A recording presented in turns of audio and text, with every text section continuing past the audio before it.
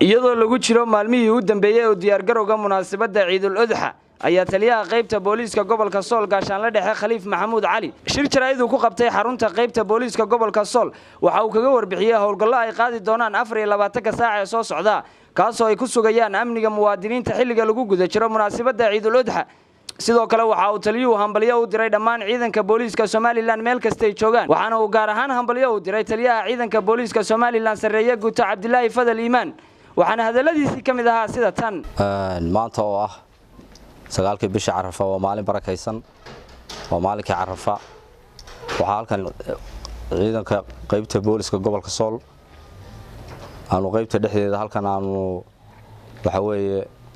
aanu ugu diyaar garoobaynaa howlgalkii ciidka Carafa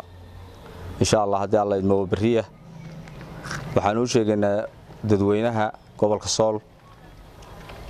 bariya ciidii tahay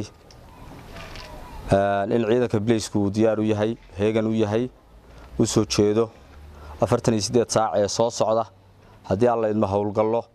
amniga wax laga qabanayo iyo mid lagu sugayo goobaha iyo xarumaha dawladda iyo goobaha salaada lagu tukan doono ee ciidda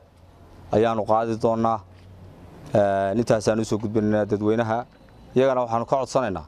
in ciidanka booliiska gobolka Sool ay si wanaagsan ula shaqeeyaan oo isaguna gacan siin doona xalaali wixii ku yimaada gacan ka siin doona si wanaagsan ula shaqeyn doona waa asluub iyo karaamo leh waxaan halkan salaan iyo bogaadin uga dirayaa taliyaha ciidanka booliiska General Cabdilaahi Fadal Iimaan iyo saraakiisha iyo hogaamada kale iyo dhammaan ciidanka booliiska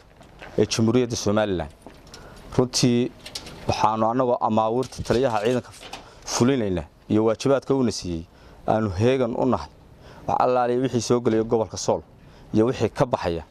inaanu tallaabo ka qaadno dadka iyagana u shaqeyno inta ayaan miidiyaha soo gudbinaynaa waxa weeye TV-ga qaranka iyo TV-ga bulsho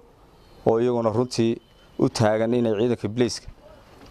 ay u adeegaan oo la shaqeeyaan iyagana aad iyo aad baan u salaamayaa Samiir Saciid Bile Bulsho TV Laascanood